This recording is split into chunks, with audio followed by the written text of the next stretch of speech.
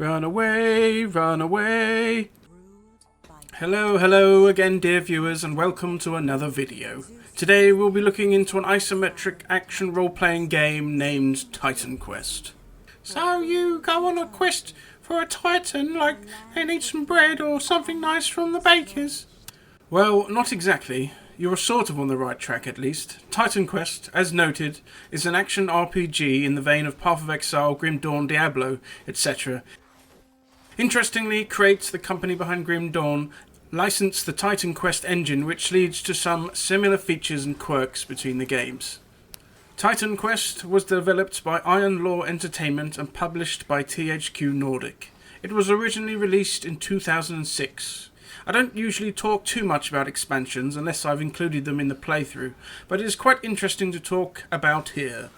Iron Law, the original developer, created the expansion Immortal Throne in 2007. Sadly, this would be their last release before closing the studio in 2008. I remember noting that a decade after its original release, several expansions for the game were planned and released. 3 in total. Firstly, Ragnarok, released in 2017, and Atlantis in 2019, both by Pieces Entertainment, which were then followed by Eternal Embers, which was created by Digital Arrow and released in 2021.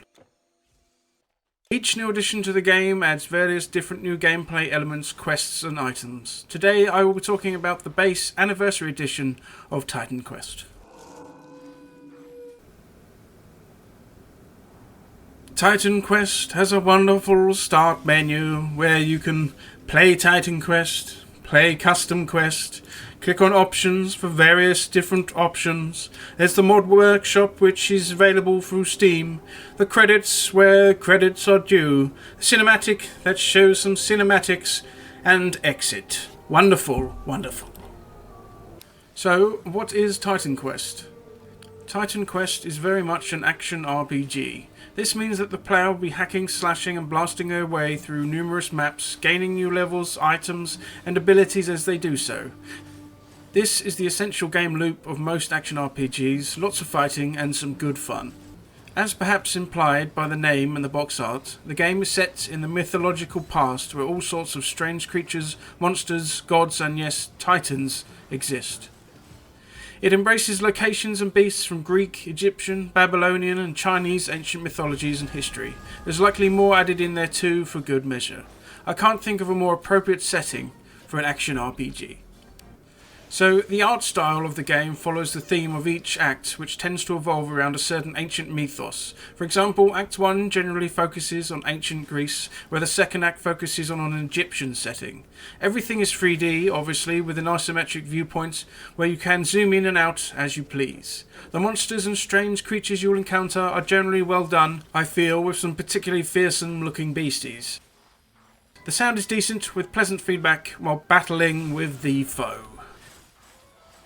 I will say one thing about skills. I chose the Storm and Nature Masteries, more on that in a moment, which meant I was playing a druid. I used the Frostbolts as my main spam and the graphic and animation was not particularly exciting.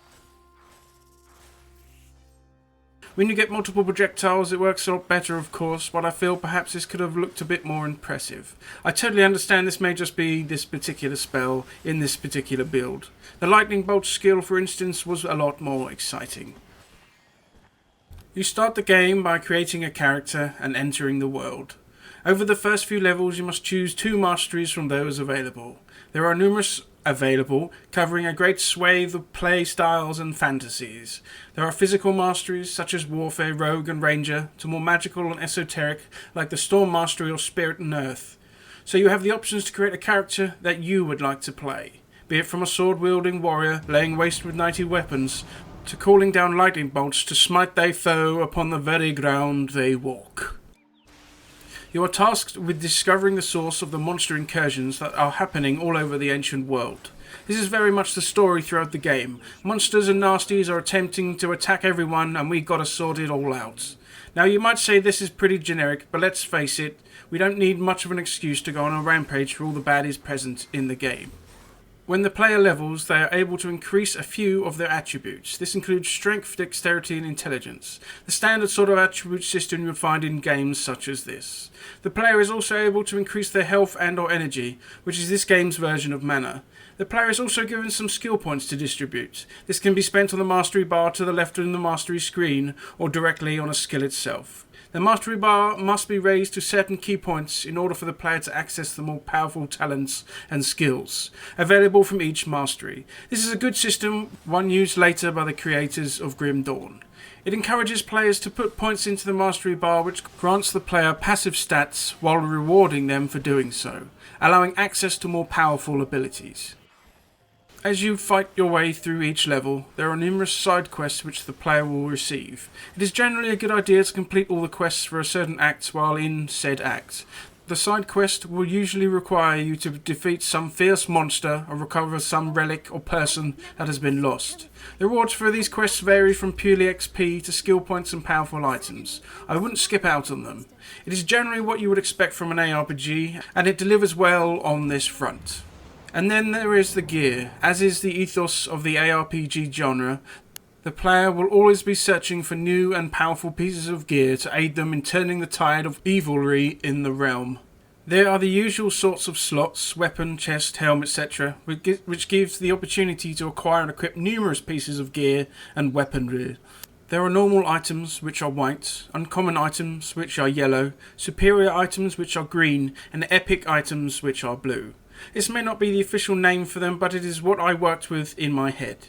You will find many yellow items throughout the game, with green items being a lot rarer and blue items rarer still, being such an event when one drops that is given a sound effect and an icon on the minimap, so you don't miss it. If the item suits your build and you have the attribute requirements, then you can equip it. If not, you can either sell it, of course, or put it in the shared stash for use of another character. Titan Quest also features a crafting system. There are many items that drop from all over the world from creatures throughout the game. When you have enough of a certain item, you can combine them to create an enhancement that can be placed on different pieces of armor, giving them even more of a power bonus. There are also recipes for relics, which are powerful trinket items that are created at the Relic Crafter. These relics have requirements of several different enhancement items, which means it can take quite a while to acquire one, but they are very powerful once you do. Right then. Oh yes. Yes, so what are my overall thoughts on this game? They are positive. I had some good fun blasting my way through ancient times, encountering and slaying all manner of beasts, demigods and titans, and more. I guess you could say the graphics show their age a little, but I think they are decent and well up to the task. This means, of course, should you have a lower end PC system, you can easily run it. One thing I would say is it took me personally quite a long time to create my first relic, as I didn't come across the Zeus's lightning bolt items early enough in the game in the early Greek levels, with the following levels seemingly not able to drop them. I had to proceed with a not so suitable relic in the end, so I at least had one equipped. Upgrading my gear was a little slow, I have to say. It might well have been my spec, but it felt at times that I did whole levels without upgrading anything. As I say, it may well have been my spec, as I did encounter other items, just ones not suitable for the build I was playing. With that said though, I would recommend this game to any ARPG fan and anyone looking to get into the genre. The game is quite straightforward, with the mastery system being pretty clear about what to expect from each, with clear goals in mind. Along with the gameplay, the theme gives plenty for the game to get to grips with, and I enjoyed traversing all the various locations of the ancient world, encountering all the different creatures therein. The base game is worth the money at full price, and is a great bargain when on sale, which it often is.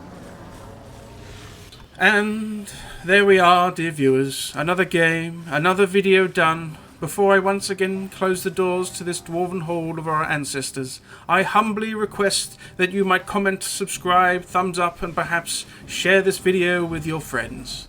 Thank you, dear viewers. I will see you next time.